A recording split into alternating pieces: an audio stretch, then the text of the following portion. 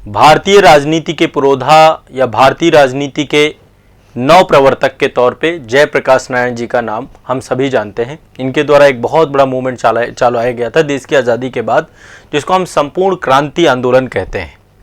तो आज के सेशन में हम बहुत समग्रता से एक बार जयप्रकाश नारायण जी को समझने का प्रयास करेंगे और इनके द्वारा जो मूवमेंट चालू किया गया संपूर्ण क्रांति और इनका जो राजनीतिक चिंतन था उसको समझने का प्रयास करेंगे।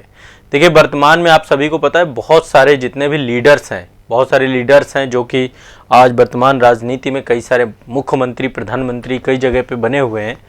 वो सब देखा जाए तो जयप्रकाश नारायण के ही संपूर्ण क्रांति से जुड़े हुए थे। जैसे मैं कुछ नाम आपको लेता हूँ। एक नाम है लाल मुनि चौबे, लालू प्रसाद यादव, नीतीश कुमार, रामविलास पासवान, सुशील कुमार मोदी। ये बहुत बड़े नाम हैं जो कि छात्र युवा संघर्ष वाहिनी, उस समय जब 1974 में जो है छात्र संघर्ष हुआ, छात्र आंदोलन हुआ और उसको फिर बाद में जेपी के द्वारा लीड किया गया, तो उसी से जुड़े हुए थे और वर्तमान में भारतीय राजनीति में मुख्यमंत्री के पदों पर भी विराजमान है। तो आज जयप्रकाश नारायण जी के बारे में जानने जा रहे हैं हम लोग। सबसे पहले इनके जीवन परिचय के बारे में थोड़ा सा समझते हैं। इनका जन्म कब हुआ? इनका जन्म हुआ 11 अक्टूबर 1902 में। 11 अक्टूबर 1902 में इनका जन्म होता है और इनका जन्म उत्तर प्रदेश में ही हुआ था। कई जगह बिहार भी लिखा हुआ मिलेगा। दरअसल ये बलिया जिले से इनका जन्म हुआ। एक जगह थी सिताब दियारा, सिताब दियारा, ये बलिया में पड़ता है और बलिया आपको पता है बिहार बॉर्डर है। पूर्वांचल में इनका जन्म हुआ, उत्तर प्रदेश। बलिया वर्तमान में यूपी में, यूपी का सबसे पूर्वी जो आपका जिला है, तो ये यूपी बिहार बॉर्डर है ना, तो इसीलिए कई जगह पे बिहार भी लिखा होता है। इनके पिता जो थे, इनके पिता का नाम था ब्रज किशोर प्रसाद।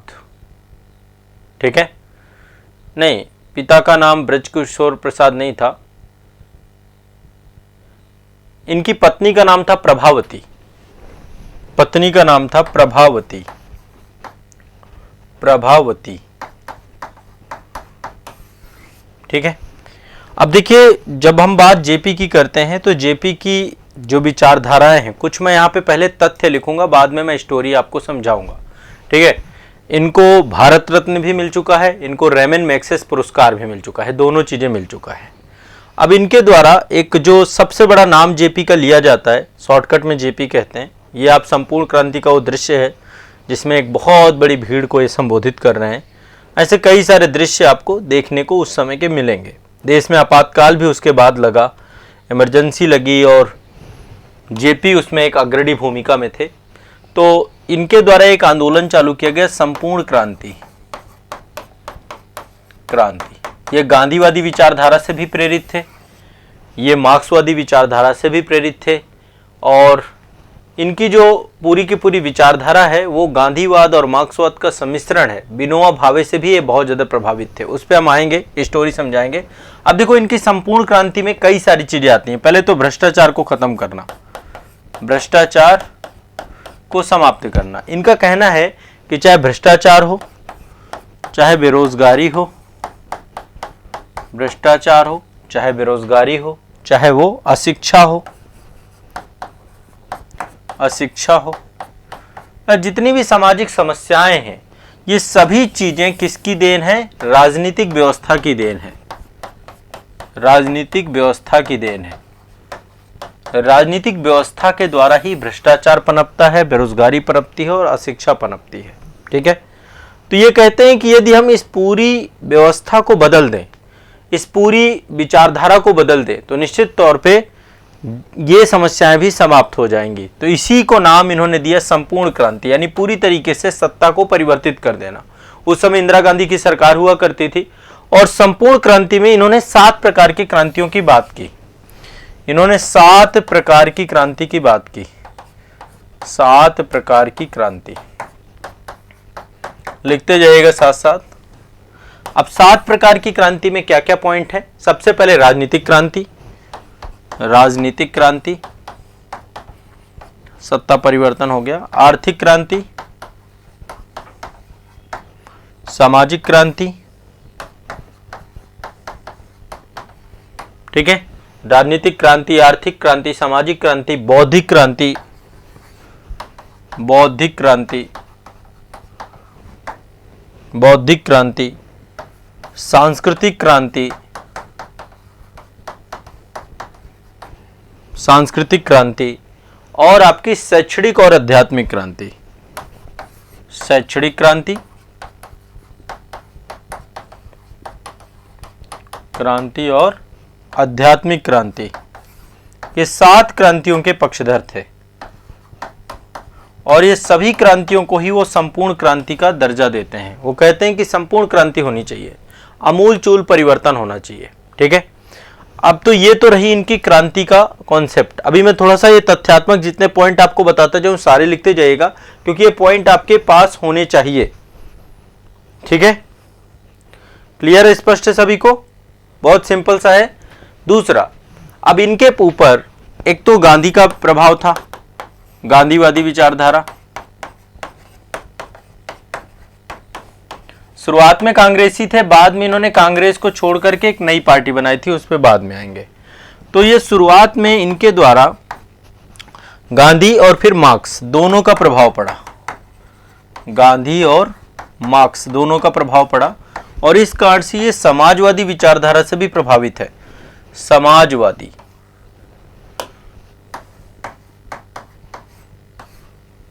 ठीक है, तो ये भारत में समाजवाद को जो है उसके पक्षधर थे और ये समाजवाद को ही सब कुछ मानते थे। सब सारी चीजें, सारी समस्याओं के समाधान में समाजवाद को ही सर्वोपरि मानते थे। ये कहते थे कि समाजवाद के द्वारा सभी पक्षों को, सभी समस्याओं का समाधान किया जा सकता है, समाज का पुनर्गठन किया जा सकता है, समाज का समन्वय किया जा सकता है और समाज में एक संतुलन स्थापित किया जा सकता है। ठीक है, तो ये सबसे पहली बात, एक समाजवादी विचारधारा के पक्षधर थे। यदि इनकी विचारधारा कहें तो गांधी और समाजवादी विचारधाराओं का मिला जुला रूप है। ठीक है, ये कहते थे कि राजनीति में लोकतंत्र जो आपका है, आप कहीं ना कहीं पे आपको बेहतर राजनीति बनाना है, तो बेहतर राजनीति के लिए आपको जो है स्वतंत्रता को, स्वाधीनता को सबसे जो है बेहतर बनाना पड़ेगा। राजनीति को लोकतांत्रिक बनाना पड़ेगा, उदार बनाना पड़ेगा, है ना। राजनीति में यदि आप दबाएंगे तो फिर चीजें नहीं होंगी, और आपको जो भी राज्य व्यवस्था स्टैब्लिश करनी है उसके केंद्र में मानव होना चाहिए। ठीक है, मानव को ही सबसे केंद्र में रखना चाहिए।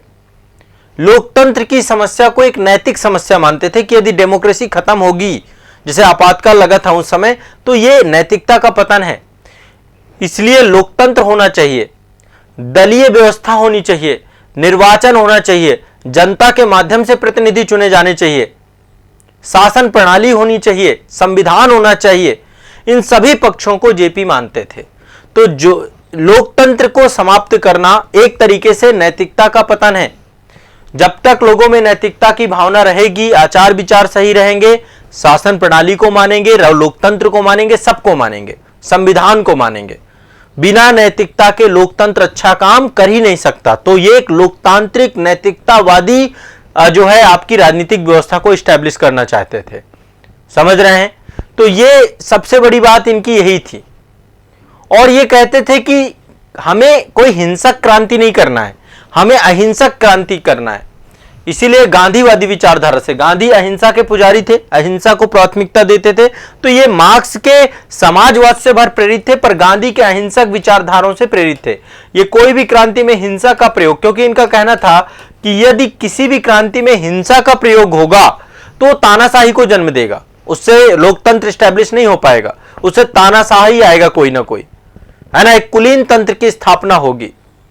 इसलिए जनता को फिर से, मतलब डेमोक्रेसी को यदि जिंदा रखना है तो अहिंसा प्लस समाजवाद, इन दोनों को साथ में लेकर चलना पड़ेगा। समझ रहे हैं बात को? तो ये हिंसक क्रांति के पक्षधर नहीं थे, ये अहिंसा के पुजारी थे। ये चाहते थे कि समाज शिक्षित हो, समाज में जितने भी युवा वर्ग है, युवा आबादी है, वो हुनर हासिल करे, स्किल हासिल करे। और जब तक वो अपने आप को समाज में हुनरवान नहीं बनेगी, स्किल्ड नहीं बनेगी, तब तक जो है समाज जो है ऐसे ही पीड़ित रहेगा, उसके पास वो अपने पैरों में खड़ा नहीं हो पाएगा। तो इसीलिए चाहते थे कि जो शिक्षा व्यवस्था हो इसमें भी मौलिक परिवर्तन हो, इसमें रोजगार को जो है रोजगार उन्मुख शिक्षा प्रदान की जाए, ऐसी शिक्षा मिले, ऐसी डिग्रियां मिले जिससे लोगों को रोजगार मिले, उसको जो है सबसे महत्वपूर्ण महत्व देते थे। तो अब एक बार थोड़ा सा जयप्रकाश नारायण के बारे में कई सारे पक्षों को लेकर के यहां पे डिस्कस करते हैं, चर्चा करते हैं और फिर इसके बाद डिस्कस करते हैं। ठीक है, तो देखिए पटना में इनका जो है विद्यार्थी जीवन जो चल रहा था, उस समय जयप्रकाश नारायण ने जो है स्वतंत्रता संग्राम में हिस्सा लिया और इन्होंने सविनय अवज्ञा आंदोलन में भाग लिया और इसके बाद द्वितीय विश्व युद्ध चालू हुआ। तो द्वितीय विश्व युद्ध के बाद जयप्रकाश नारायण जो है वो भारत छोड़ो आंदोलन में, उसके बाद जब भारत छोड़ो आंदोलन हुआ उसमें सक्रिय भूमिका रही। जब बड़े बड़े लीडर सारे गिरफ्तार कर लिए गए तो उसमें जयप्रकाश नारायण ने बहुत ही महत्वपूर्ण भूमिका निभाई थी 1942 में। ठीक है, तो ये भी ध्यान रखिएगा। और 1939 में जब द्वितीय विश्व युद्ध हुआ और भारतीयों को ब्रिटेन का सहयोगी घोषित कर दिया गया, भारत को भी द्वितीय विश्व युद्ध में झोंक दिया गया, तो इसमें भी इन्होंने इसका विरोध किया था। तो 1932 में सविनय अवज्ञा आंदोलन के लिए भी 1 साल के लिए इन्हें जेल जाना पड़ा और 1939 में द्वितीय विश्व युद्ध के लिए जब इन्होंने विरोध करना चालू किया तो भी इनको जेल में डाला गया। ठीक है, ध्यान से समझने का प्रयास करिएगा। कांग्रेस के अंदर रहते हुए भी इन्होंने कांग्रेस सोशलिस्ट पार्टी के गठन में महत्वपूर्ण भूमिका निभाई। कांग्रेस के अंदर ही कांग्रेस सोशलिस्ट पार्टी एक तरीके से वामपंथी ग्रुप था, लेफ्टिस्ट ग्रुप था, तो उसके गठन में इन्होंने महत्वपूर्ण भूमिका निभाई। देश के आजादी में सबसे महत्वपूर्ण योगदान जयप्रकाश नारायण का देखने को मिलता है। ठीक है, तो यह भी आपको ध्यान रखना है। अब स्वतंत्रता के बाद भूमिका की बात करें कि स्वतंत्रता की बाद की स्थिति क्या बनती है। जब देश जो है आजाद हो जाता है तो सबसे पहली बात उन्होंने कांग्रेस छोड़ दिया। 1948 में कांग्रेस को छोड़ देते हैं, ये 1948 में कांग्रेस पार्टी से विदा ले लेते हैं। इसके बाद एक नई पार्टी बनाते हैं, प्रजा सोशलिस्ट पार्टी, पीएसपी बोलते हैं इसको। इन्होंने एक नई पार्टी बनाई, पीएसपी, प्रजा सोशलिस्ट पार्टी। कब बनाई? 1952 में, 1952 में। ये जेपी की पार्टी है। ठीक है, 1954 में विनोबा भावे के द्वारा भूदान आंदोलन चालू किया गया। आप सभी को पता है भूदान आंदोलन के तहत जो जमींदारी प्रथा है वो सबके खिलाफ थी वो प्रथा पूरी तरीके से। तो भूदान आंदोलन में जेपी ने भी बड़े स्तर पे भूमिहीनों को भूमि वितरित करने को लेकर के इस आंदोलन को जो है उन्होंने बहुत महत्वपूर्ण योगदान दिया, भूदान आंदोलन से जुड़ गए। लेकिन 1974 में आप जब जेपी ने देखा कि इलाहाबाद उच्च न्यायालय ने चुनावी कानूनों के उल्लंघन का दोषी पाने के कारण इंदिरा गांधी को जो है एक तरीके से उनके निर्वाचन को, चुनाव को जो है अवैध घोषित कर दिया है, उसके बाद छात्रों का जो आंदोलन चालू हुआ उसको दिशा प्रदान करने में जेपी की सबसे महत्वपूर्ण भूमिका थी। और 1974 में ही उन्होंने सामाजिक परिवर्तन के लिए एक कार्यक्रम की वकालत की जिसको उन्होंने संपूर्ण क्रांति कहा, यानी पूरी सत्ता को बदल देना, सार्वजनिक जीवन के भ्रष्टाचार को जो है उजागर करना, जो उस समय भ्रष्टाचार जैसी स्थितियां थी उनको समाप्त करना। तो आर्थिक, सामाजिक, राजनीतिक, बौद्धिक, सांस्कृतिक, शैक्षणिक, आध्यात्मिक, ये 7 प्रकार की क्रांतियों को लेकर संपूर्ण क्रांति का इन्होंने उद्देश्य दिया। इनका पूरा उद्देश्य था कि मौजूदा समाज में बदलाव लाना, सर्वोदय की आदर्शों को स्थापित करना, गांधीवादी दर्शन को स्थापित करना। ठीक है, तो ये अल्टीमेट गोल था आपका जयप्रकाश नारायण का। और इसी कारण से जयप्रकाश नारायण ने पूरे के पूरे समाज में परिवर्तन लाने का प्रयास किया, इंदिरा गांधी को के पूरे शासन सत्ता को समाप्त करने का प्रयास किया। ठीक है, तो एक तो ये सबसे बड़ी चीज उनके लिए थी। ठीक है, इंदिरा गांधी को पद से हटाना, है ना, गद्दी खाली करो, जनता आती है ऐसे हुंकार भर करके बड़ी बड़ी रैलियां, आंदोलन, उन सबको ये। ठीक है, इसके बाद आपको पता है इनको रेमन मैग्सेसे पुरस्कार वैसे बहुत पहले मिल गया था, 1965 में ही दे दिया गया था। ठीक है, पटना का हवाई अड्डा इनके नाम पर ही भी है और दिल्ली सरकार का सबसे बड़ा अस्पताल है जयप्रकाश, लोकनायक जयप्रकाश अस्पताल, ये भी इनके नाम पे है। तो बहुत सारे नाम पे अस्पताल, हवाई अड्डे सब कुछ देखने को मिलते हैं। ठीक है, अब थोड़ा सा इनके बारे में एक बार डिस्कस करते हैं। ठीक है, और ताकि आप लोग थोड़ा सा चीज़ों को समझें। समझ में आ रही हैं चीज़ें? कोई ऐसा तो नहीं है कि चीज़ें ना समझ में आती हों? बताइए।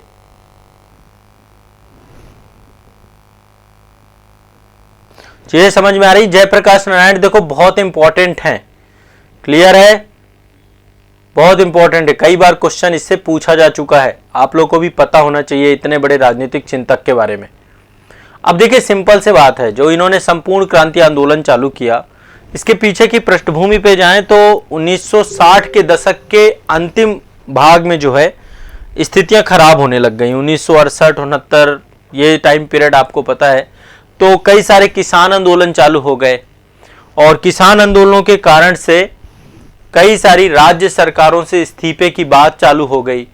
इसी समय आपको पता है इलाहाबाद हाई कोर्ट में जो इंदिरा गांधी था उसके निर्वाचन को जो है क्या किया गया, अवैध घोषित कर दिया गया। ये सारी चीजें थी, वो राजनारायण वर्सेस इंदिरा गांधी केस जो था आपका। तो इन सभी को लेकर वो इंदिरा गांधी की प्रशासनिक नीतियों के भी विरुद्ध थे। ठीक है, बिहार में बहुत तेजी से सरकारी भ्रष्टाचार बढ़ रहा था। ठीक है, 1975 में इंदिरा गांधी ने आपातकाल की घोषणा भी बाद में की गई। जेपी को भी गिरफ्तार किया गया, उनके साथ साथ 600 से अधिक विरोधी नेताओं को बंदी बनाया गया, प्रेस में सेंसरशिप लगा दी गई, है ना। और कहते हैं कि जेपी को बाद में छोड़ दिया जाता है और बाद में इंदिरा गांधी चुनाव भी हार जाती हैं। ठीक है, अच्छा जेपी की मृत्यु कब हुई? 8 अक्टूबर को। 8 अक्टूबर 1979 को हृदय की गति रुकने से इनकी मृत्यु हो जाती है। जेपी की थोड़ा सा इनको मधुमेह भी था, शुगर जैसा रोग था।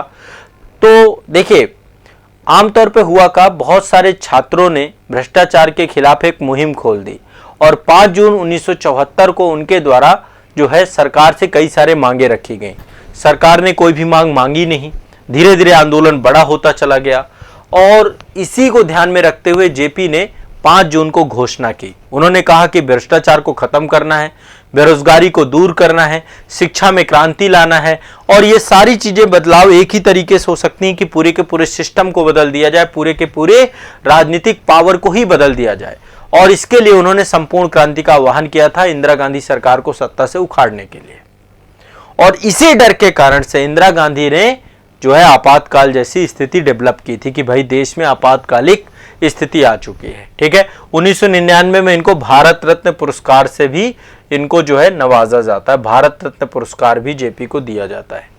ठीक है, तो जयप्रकाश नारायण एक बहुत ही बड़े जो है व्यक्तित्व थे और इनके द्वारा जिस तरीके से जो है प्रयास किए गए अपने आप में बहुत ही उच्च स्तरीय थे।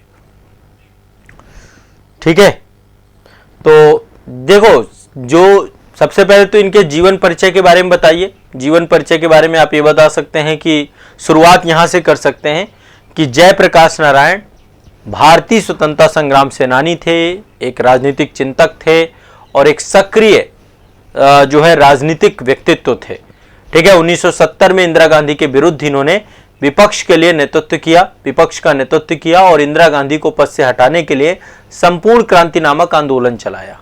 ठीक है, और इनको लोक नायक के तौर पे भी जाना जाता है और इनको 2 बड़े पुरस्कार मिले, रेमन मैग्सेसे पुरस्कार, भारत रत्न पुरस्कार। ये सारी बातें इनके लिए लिखिए और इसके बाद फिर स्टार्ट कर दीजिए कि इनका जन्म कब हुआ, पारिवारिक प्रारंभिक शिक्षा कहाँ हुई, परिवार की क्या स्थिति है, सारी चीजें इनको लिखना आपको पड़ेगा।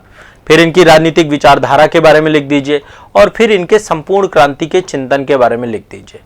ठीक है, इन सभी पक्षों को जब आप मेंशन करेंगे तो जयप्रकाश नारायण को लेकर के आपको कोई भी दुविधा नहीं रहेगी, पर्याप्त रहेगा। इतना ही लिखना है, इससे ज्यादा नहीं लिखना। ठीक है, क्लियर है? ठीक, और इसको लेकर अभी 1-2 सेशन में और मैं डिटेल करा दूंगा।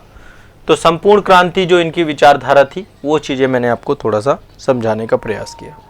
चलिए